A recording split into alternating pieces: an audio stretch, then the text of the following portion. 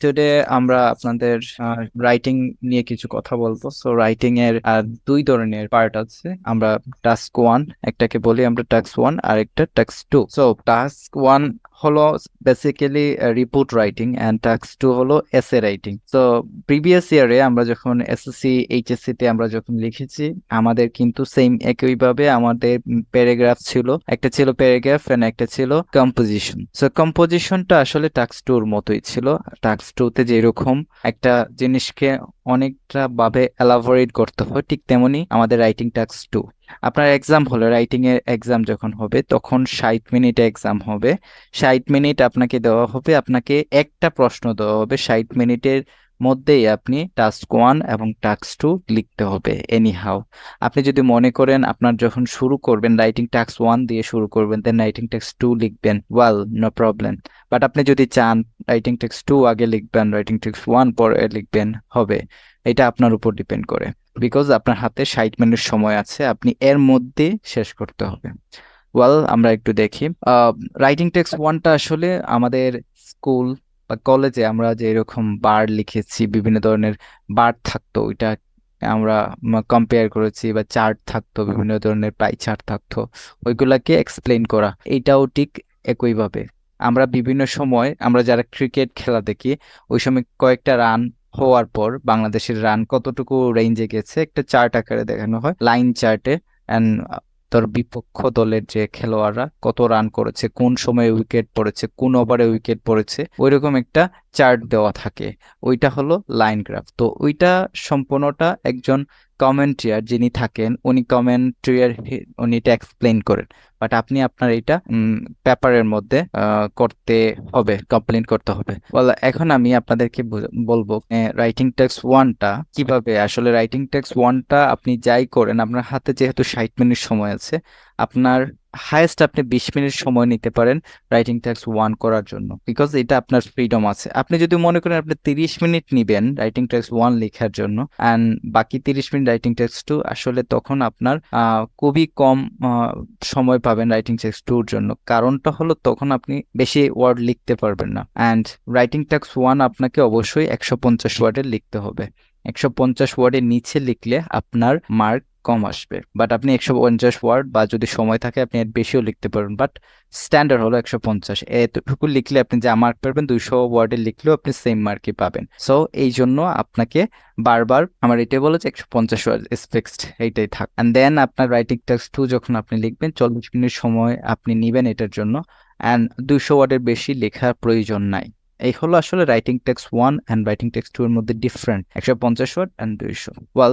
নাও আমরা আসি একটু মার্কিং ক্রাইটেরিয়া, কিভাবে আসলে আপনার এক্সামিনার যিনি আপনার পেপারটা দেখবেন আর কি, উনি কি কি জিনিস ফলো করবেন আপনার একটা খাতার যে রাইটিংটা থাকবে ওইটার উপরে। সো তারা প্রথমেই দেখবে টাস্ক অ্যাচিভমেন্ট, যেটা টাস্ক, যে রেসপন্স, এইটা কতটুকু আপনার অ্যাকুরেট আছে। সাপোজ আপনাকে যদি একটা স্কুল সম্পর্কে লিখতে বলা হয়, আর আপনি একটা ক্রিকেট গ্রাউন্ড মানে একটা ক্রিকেট গ্রাউন্ড সম্পর্কে লিখে আসেন এবং এক্সপ্লেন করেন, তাহলে কিন্তু আপনার টাস্কটা বুঝতে পারলেন না এবং আপনি বুঝেনও নাই। অনেক সময় আমাদের হয়, যেমন একটা ইউনিভার্সিটিতে তুমি কেন পড়তে বেশি পছন্দ করো, আপনাকে বলল, বাট আপনি বললেন যে আমি স্কুলে কেন পছন্দ করি, স্কুলটা কেন আমাদের বেছে নেওয়া উচিত, তারপর কলেজে কি করা উচিত। এই যে টোটালি ডিফারেন্ট টাস্ক অ্যাচিভমেন্ট যদি আপনি দেখে তারা হয় নাই, এইটা আপনার ইন্ট্রো এবং বডি ওয়ান একটা যদি পড়ে, তাহলে কিন্তু মোটামুটি আইডিয়া পেয়ে যায় তারা। সো ইন্ট্রো অ্যান্ড কনক্লুশন যদি পড়ে, দেন মোটামুটি রাইটিং টেক্সট টুর জন্য তারা, বা writing text one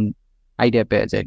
so task achievement খুবই কেয়ারফুলি যা প্রশ্ন করবে স্টেট কার আনসার দিতে হবে। দেন কোহেরেন্স অ্যান্ড কোহেশনস, এইটা কি আমি পরে লিখে রাখছি। গ্রামাটিক্যাল অ্যাকুরেসি, গ্রামাটিক্যাল অ্যাকুরেসিটা কি? আসলে আমরা যখন রাইটিংটা লিখি তখন আমাদের অনেক গ্রামারের মিস্টেক্স হয়। গ্রামারের মিস্টেক্স গুলো কি কি হয়, অনেক সময় হয়তো আমরা দা ইউজ করি, আর্টিকেল ইউজ করি, কিন্তু করা উচিত ছিল না। অনেক সময় প্রিপোজিশন ইউজ করি, হয়তো বা উচিত হয় নাই বা ওইটা ঠিক মতো ইউজ হয় নাই প্রিপোজিশনটা। দেন গ্রামারের অনেক রুলস আছে, সেন্টেন্স স্ট্রাকচারে ভুল হতে পারে, অ্যান্ড ডিগ্রি ভুল হতে পারে, আপনার টেন্সে ভুল হতে পারে। আপনি হয়তো বা স্টোরিটা বলতেছেন পাস্ট টেন্সে, বাট আপনি প্রেজেন্ট ভার্ব ইউজ করেছেন। আপনি হয়তো বা ভয়েস লিখতে চাচ্ছিলেন, অ্যাক্টিভ ভয়েস, প্যাসিভ ভয়েস ভুল করছেন। সো এই যে ওভারঅল থিঙ্কিং, এইগুলো যদি আপনার মিস্টেক্স হয় তাহলে কিন্তু তারা ধরবে। সো আপনার একটা পেপারে জাস্ট তারা এইগুলো ফলো করবে যে আপনার গ্রামাটিক্যাল অ্যাকুরেসিটুকু কতটুকু আসছে, অ্যান্ড টাস্ক অ্যাচিভমেন্টটা কি সম্পূর্ণটা হয়েছে কিনা। টাস্ক অ্যাচিভমেন্ট যদি আপনার হয়ে যায় তাহলে আপনার ধরেন 40% মার্ক কনফার্ম, মানে আপনি টাস্কটা বুঝতে পারছেন, দেন বাকি কথা আসে। আচ্ছা, কি কোহেরেন্স? কি আসলে coherence? Means the connection off idea and the idea levels. আপনি যে একটা আপনার যে একটা আইডিয়াটা আসছে, সাপোজ আপনাকে বললো ইউনিভার্সিটিটা সবার কেন বেছে নেওয়া উচিত ফর দেয়ার হায়ার স্টাডি। তো এই যে একটা আইডিয়া আপনার, ওইটার কতটুকু লেভেল আপনি প্রমাণ করতে পারছেন আপনার প্রশ্নের সাথে। আপনার মধ্যে তো এই প্রশ্নটা শোনার মানে পড়ার সাথে সাথেও আপনার মধ্যে একটা আইডিয়া চলে আসছে, আমি এইভাবে লিখবো। এই আইডিয়াটা কতটুকু আপনার মানে আইডিয়াল লেভেলটা আপনি গ্রো করতে পারছেন, এইটার উপর কিন্তু কোহেরেন্স কাজ করে। অ্যান্ড কোহেশন কি? Cohesion means the connection off idea at the sentence level. মানে আপনি যে সেন্টেন্সটা লিখেছেন, মানে যে আপনি আইডিয়াটার উপরে যে সেন্টেন্সটা লিখছেন, ওইটা কতটুকু স্ট্যান্ডার্ড মাপের। যেমন আমরা সেন্টেন্স কিন্তু পজিটিভ সেন্টেন্স লিখতে পারি, আবার সিম্পল সেন্টেন্সও লিখতে পারি, কমপ্লেক্সও লিখতে পারি, অ্যান্ড কম্পাউন্ডও লিখতে পারি। বাট সিম্পল সেন্টেন্স লিখলে তারা কম মার্ক দেবে, ইটস ট্রু। কারণ হলো যদি আপনি স্ট্যান্ডার্ড বৃদ্ধি করতে চান তাহলে আপনি এটাকে কমপ্লেক্স বা কম্পাউন্ড সেন্টেন্সে যদি লিখেন তাহলে বেশি মার্ক পাওয়ার চান্স থাকবে, কারণ they will see that you have a capability to make different type of sentence টাক্স 1 ও টাক্স 2। সো আপনি একটা সেন্টেন্স বিভিন্ন ধরনের একটা প্যাসেজ যখন আপনি লিখবেন টাক্স 1 ও টাক্স 2, আপনি বিভিন্ন ধরনের সেন্টেন্স স্ট্রাকচার ফলো করতে পারেন এবং লিখতে পারেন, বিভিন্নভাবে সেন্টেন্স লিখতে পারেন। এক ধরনের সেন্টেন্স লিখে আপনি অভ্যস্ত নয়। এইটা আপনি যদি প্রুফ করতে পারেন তাহলে আপনার কিন্তু কোহেশনও আপনার তারা বুঝবে, হ্যাঁ আপনার সেন্টেন্স লেভেল ইজ বেশি আছে আপনার। এই হলো আসলে সেন্টেন্স কিভাবে তারা আসলে কিভাবে প্রশ্ন আপনি যখন লিখে আসবেন কিভাবে তারা দেখে প্রশ্নগুলো। আরো তো অনেক কিছু আছে, লাইক স্পেলিং আছে, স্পেলিং গুলো মিস্টেক্স করা যাবে না, এগুলো তো মৌলিক বিষয়। স্পেলিং মিস্টেক করলে মার্ক কাটা যাবে, দেন কমা ফুল স্টপ ঠিক মতো দিতে হবে, এগুলো আসলে বেসিক। বাট মেইন যেগুলো হলো task achievement must be needed, cohesion and coherence and cohesion, grammatical accuracy, এগুলো ঠিক থাকতে হবে। ওয়াল, এই হলো আসলে ক্রাইটেরিয়া। 1 ঘন্টা টাইম থাকবে আপনার, 20 মিনিট আপনি টাস্ক 1 এর জন্য আর 20-40 মিনিট টাস্ক 2 এর জন্য নিতে পারবেন। ওয়েল, আমরা এখন আসি টাস্ক 1। আমরা যেহেতু বললাম রাইটিং এর 2টা টাস্ক আছে, একটা হলো টাস্ক 1, একটা টাস্ক 2। এখন আমি বলি যে টাস্ক 1 এ কি কি প্রশ্ন আছে। টাস্ক 1 এ আপনার বার আসতে পারে। বারটা আপনার আসলে বুঝতে পারছেন বারটা কি?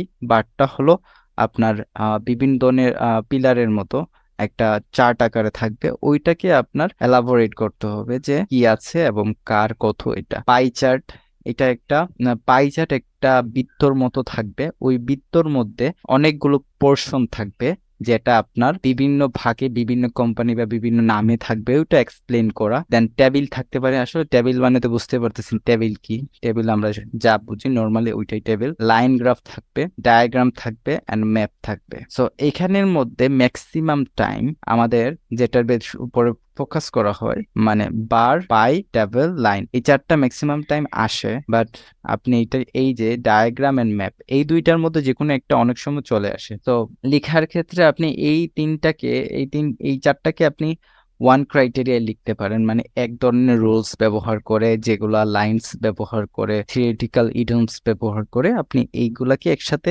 একটা যেরকম লিখবেন ওইটাকে ওই ক্রাইটেরিয়া ফলো করে সেম ভাবে লিখতে পারেন। বাট ডায়াগ্রাম এন্ড ম্যাপের ক্ষেত্রে একটু ডিফারেন্ট, কারণ এইগুলো ম্যাপটা একটা জায়গার ম্যাপ হতে পারে, ওইটাকে এক্সপ্লেইন করা প্রিভিয়াসে কি ছিল এখন কি আছে, সো এটা একটু ডিফারেন্ট। ডায়াগ্রামও কাছাকাছি অর্থ প্রকাশ করে। ডায়াগ্রাম আমি রিডিং এ একটা দেখাইছিলাম কিভাবে ডায়াগ্রাম সলভ করতে হয়। সো ওই যে ডায়াগ্রামের যে স্ট্রাকচারটা ছিল ওইটাকে যদি আপনি ইংলিশে একটা প্যারাগ্রাফ আকারে লেখেন, ওইটা একটা ডায়াগ্রাম হয়ে যাবে, রাইটিং টেক্সট হয়ে যাবে আর কি। বল, এটা ছিল আমাদের রাইটিং টেক্সট 1 এর কোয়েকশন ক্রাইটেরিয়া। এখন আসি রাইটিং টেক্সট 2 তে কি কি ধরনের প্রশ্ন আসে। রাইটিং টেক্সট 2 তে আপনার প্রথমে একটা টপিক দিবে, লাইক টপিকটা আমি আবার বলতেছি, হতে পারে যে why you think that student should read university for their higher education. এইটা একটা ধরনের একটা প্রশ্ন। এখন প্রশ্ন এইটা করে আপনাকে বলতে পারে ডু ইউ এগ্রি ও ডিসএগ্রি, আমার এই মতামতে আপনি এগ্রি করেন না ডিসএগ্রি করেন, আপনার অপিনিয়ন দিবেন। আপনি যদি এগ্রি করেন তাহলে সম্পূর্ণ প্যাসেজটা এগ্রি নিয়ে লিখবেন, আপনি যদি ডিসএগ্রি করেন তাহলে সম্পূর্ণ প্যাসেজটা ডিসএগ্রি নিয়ে লিখবেন। আপনি যদি দুইটাই করেন, আপনি যদি মনে করেন যে এগ্রিও আমি আবার ডিসএগ্রিও, মানে কিছু দিকে এগ্রি কিছু দিকে ডিসএগ্রি, তখন দুইটা লিখতে পারেন। এই হলো আপনার প্রশ্ন ক্রাইটেরিয়া, এগ্রি ডিসএগ্রি। ওয়েল, এখন যদি আপনাকে আমি যে প্রশ্নটা করেছি ওইটা লিখে দেন, যদি দুইটা প্রশ্ন করে যে কি মধ্যবিত্তদেরকে, মধ্যবিত্ত যারা আছে তাদের কি ইউনিভার্সিটিতে স্টুডেন্টকে পড়ানো উচিত, না বড়লোক যারা আছে শুধু তাদের করা উচিত, দুইটা প্রশ্ন করলো। এই যে দুইটা প্রশ্ন আপনি আনসার দিবেন, এটা হলো ডিসকাস বোথ ভিউ। মানে দুইটা প্রশ্নের আনসার এইটা থাকবে যে ডিসকাস বোথ ভিউ। ডিসকাস দুইটা দুইটা ভিউ থাকবে। একটা হয়তো বা বলবে যে এক দল বলবে হ্যাঁ ইউনিভার্সিটিতে পড়ানো উচিত, আরেক দল বলবে না ইউনিভার্সিটিতে পড়ানো উচিত না, কলেজে পড়ানো উচিত। এই যে দুইটা ভিউ থাকবে, আপনি কোনটা মনে করেন, আপনার অপিনিয়নে কোনটা যুক্তিসঙ্গত, এইটা আপনি আনসার দেওয়াটাই ডিসকাস বোথ ভিউ রিলেটেড। আমাদের অবশ্যই ফুল ভিডিও আসবে সবগুলা টপিকের উপর, কিভাবে কি লিখতে হয়। জাস্ট শর্ট আনসার, শর্ট ভাবে আপনাদেরকে আইডিয়া দেওয়ার ট্রাই করতেছি।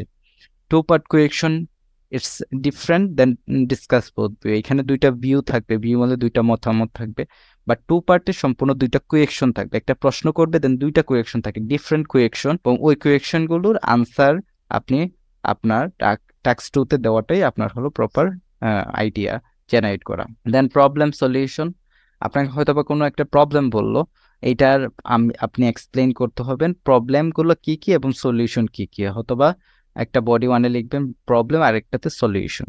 এই যে এইভাবে লেখা হলো প্রবলেম সলিউশন। দেন অ্যাডভান্টেজ ডিসঅ্যাডভান্টেজ, কাছাকাছি প্রায় এগ্রি ডিসএগ্রির মতোই। এগ্রি ডিসএগ্রি আমরা যেভাবে লিখি, প্রবলেম সলিউশন এন্ড অ্যাডভান্টেজ প্রায় কাছাকাছি অর্থ প্রকাশ করে। সো এই ছিল আসলে এলাবোরেট সবগুলো। এগুলো ম্যাক্সিমাম সময় প্রশ্ন আসে, কোন একটা হয়তোবা একটা টপিক দিবে, দেন বলবে do you agree or disagree, অথবা বলবে ডিসকাস বোথ ভিউ, অথবা বলবে টু পার্ট কোয়েকশন।